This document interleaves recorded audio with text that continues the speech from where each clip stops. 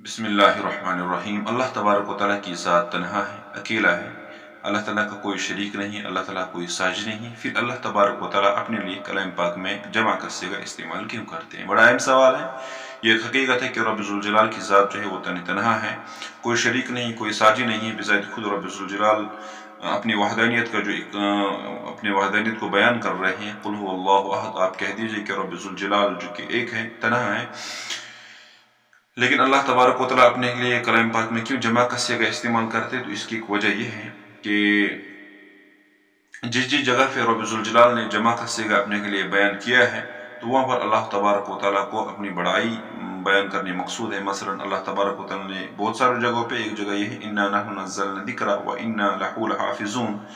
तो अगर हम देखें, अल्लाह तबारक व तआला यहाँ पर फरमा रहे हैं कि हम इस कुरान पाक की हिफाजत बिज़ात खुद अपने ज़िम्मा ले रहे हैं। तो यहाँ पर अल्लाह तबारक व तआला मुक़द्दस किताब कुरान पाक की बड़ाई को अपनी तरफ मंसूब करके, इसकी हिफाजत को अपनी तरफ मंसूब करके यहाँ पर अपनी बड़ाई भी बयान कर रहे हैं। इसीलिए जहाँ पर भी अल्लाह तबारक व तआला जमा कस्से का बयान कर रहे हैं, तो उसका मकसद और मुद्दा ये होता है कि अल्लाह ताला अपनी बड़ाई बयान कर रहे हैं।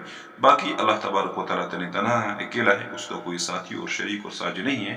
अल्लाह ताला समझने की तौफीक अता फरमाए।